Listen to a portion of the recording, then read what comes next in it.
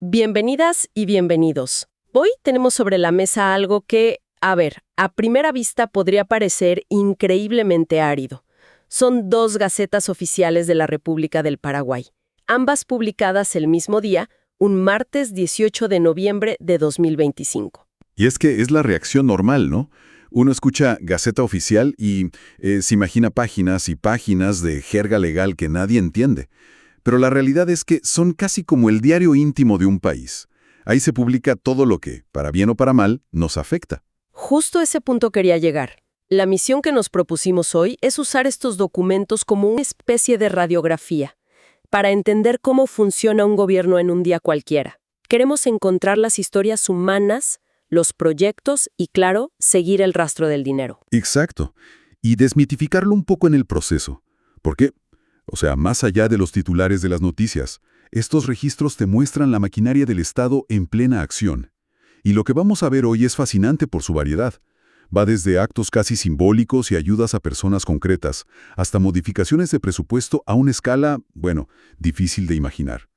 Pues empecemos por ahí, por lo más cercano, lo más humano. En la Gaceta número 276 me encontré con 3 leyes que se sienten muy personales. La primera, la ley número 7580.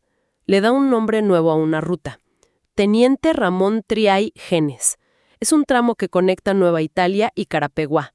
Parece un detalle, pero me dejó pensando. Pero es que no es un detalle menor, para nada. Nombrar un espacio público es uno de los actos simbólicos más potentes que hay. Es una forma de grabar en el mapa la historia que un país quiere contar sobre sí mismo, a quien valora, a quien decide recordar. Estás construyendo identidad nacional kilómetro a kilómetro. Claro, no es solo un nombre en un cartel. Y luego, en la misma Gaceta, 2 pensiones graciables. La ley 7569 le concede 4 millones de guaraníes a un ciudadano. Pero la que de verdad me detuvo fue la siguiente, la ley 7570. Esta le aumenta la pensión a Salomón Benítez Jiménez. Él era un agente de policía que fue herido en servicio y quedó con secuelas graves. Y aquí vemos al Estado actuando a un nivel micro, casi quirúrgico, en la vida de una persona. El caso del agente Benítez Jiménez es especialmente revelador. Fíjate que la ley no se limita a darle una suma de dinero y ya está. No, para nada. Hay un detalle que me pareció fundamental. Dice que la pensión se ajusta al salario mínimo legal y se reajustará automáticamente cada año. O sea, mi primera lectura es que esto es una forma de protegerlo de que su ayuda se la coma la inflación, ¿no? ¿Estoy en lo correcto? Estás en el camino exacto. Y es una declaración de principios potentísima.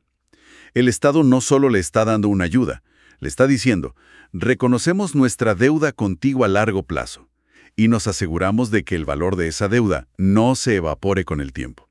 Es un mecanismo de protección que va mucho más allá de la caridad. Es un reconocimiento. Es un mensaje muy potente. Y en ambas leyes de pensiones me llamó la atención el artículo 3. Dice que si el beneficiario tiene otros ingresos de jubilación, debe elegir solo uno. Parece un simple control burocrático. Es un control, pero uno esencial. Es la burocracia en su mejor versión, digamos, asegurándose de que los recursos, que son limitados, se distribuyan con equidad y no se creen privilegios por duplicado.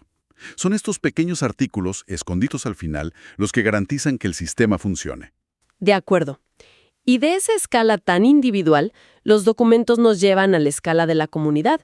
En la Gaceta número 277, la ley número 7574 me pareció el ejemplo perfecto de esto.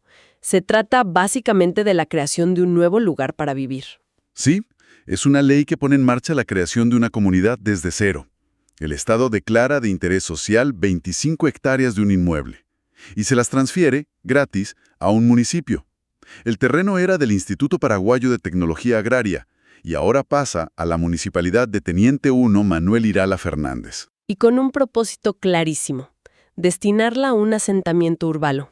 Es la semilla legal de un nuevo barrio.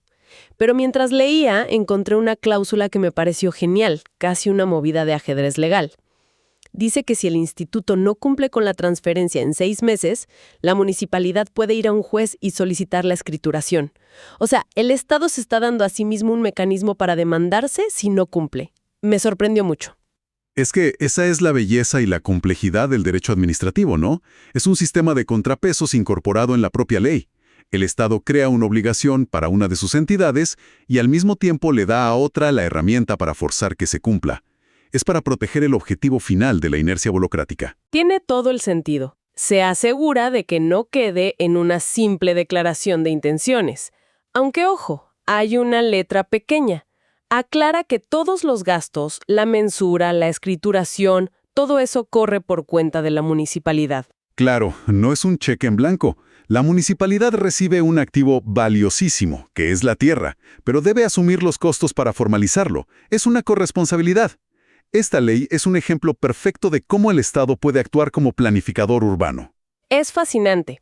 Pero si queremos entender el verdadero poder que mueve todo esto, bueno, tenemos que seguir el rastro del dinero. Y aquí es donde los números se vuelven, astronómicos. Aquí entramos en la sala de máquinas del presupuesto nacional. Decisiones que ya no afectan a una persona o a un barrio, sino a sectores enteros del país. Totalmente. Hay 2 leyes de modificación presupuestaria. La primera es la Ley número 7575 para el sector de educación. Amplía el presupuesto en 1,000 millones de guaraníes. Pero lo interesante no es solo el monto, sino a dónde va. Gran parte de los fondos se transfieren del Ministerio de Educación a la ANAES, la Agencia Nacional de Evaluación y Acreditación de la Educación Superior. Cierto. Y esto, podría parecer un simple reajuste administrativo, mover casillas en una planilla de Excel. Pero si lo conectamos con el panorama general, la implicación es enorme. Mi primera lectura es que quizás el gobierno no está satisfecho con cómo el propio ministerio supervisa la calidad universitaria, y por eso está fortaleciendo un supervisor externo, más independiente. ¿Va por ahí la idea? Esa es una parte fundamental de la idea. Al mover recursos a una agencia de acreditación, la señal es clara. La prioridad es la calidad, la estandarización. Pero hay que ir un paso más allá. Esto no es un simple papeleo. Es una señal de que Paraguay busca que sus títulos universitarios compitan a nivel internacional. Fortalecer a la ANEAS es una apuesta a largo plazo para que un diploma paraguayo tenga más peso, más credibilidad afuera. Ah, claro. Es una inversión en capital reputacional para todo el sistema.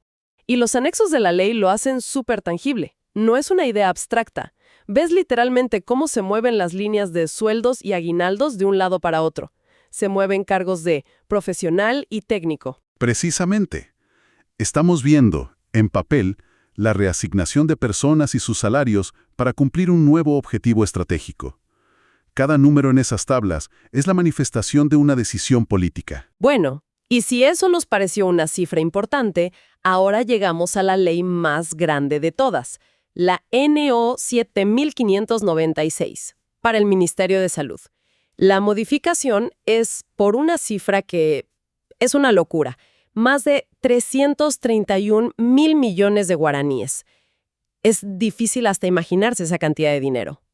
331,000 millones. Es una inyección de capital que puede transformar la capacidad de un sistema de salud. La pregunta clave es, ¿transformarla cómo y a qué costo? Porque el dinero nunca aparece de la nada. Exacto. Y cuando te metes en los anexos, que son páginas y páginas, empiezan a surgir los detalles. Hay 2 líneas que saltan a la vista. Fondos para la puesta en funcionamiento del Hospital Nacional de Coronel Oviedo y el Hospital del Sur en Encarnación. Esto es inversión directa en nueva infraestructura. Y esto es mucho más que cortar una cinta. Poner en marcha 2 hospitales de esa escala es una de las operaciones más complejas que un gobierno puede hacer. No es solo construir los edificios. Esta ley financia el arranque, pero el verdadero reto es la sostenibilidad. ¿A qué te refieres? ¿De dónde sale todo el personal para 2 hospitales gigantescos? Los anexos sugieren reasignaciones, pero ¿es suficiente? Esa es la pregunta del millón, y la que probablemente genera debates intensos dentro del ministerio. Esta ley financia el vamos, Pero el desafío real es atraer y retener a cientos de médicos, enfermeros, especialistas a esas regiones. Y eso inevitablemente genera una competencia por talento con los centros que ya existen. O sea que para vestir a un santo, podrías estar desvistiendo a otro. Se ve en los anexos. Hay ajustes en casi todas las regiones sanitarias, desde Concepción y San Pedro hasta Itapúa. Líneas de sueldos que bajan en un sitio para subir en otro. Es como ver un tablero de ajedrez donde se mueven los recursos. Es la descripción perfecta. Una reestructuración masiva. Pero no solo se trata de los grandes hospitales. Si miras con más detalle, ves ajustes en programas muy específicos. Nos dan pistas sobre las prioridades sanitarias del momento. Sí, eso también me llamó la atención.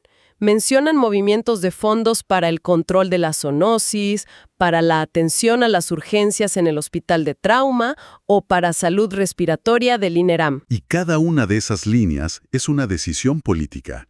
Un aumento en zoonosis podría responder a un brote, fortalecer el hospital de trauma a estadísticas de accidentes. Un refuerzo al INERAM pues podría ser una medida preventiva ante la llegada del invierno. Es la estrategia de salud pública traducida a números. El dinero sigue a la necesidad, o a la que se percibe como prioridad. Entonces, si damos un paso atrás, ¿qué nos dice todo esto? En un solo día, a través de 2 gacetas, hemos visto un panorama completísimo de un país en movimiento.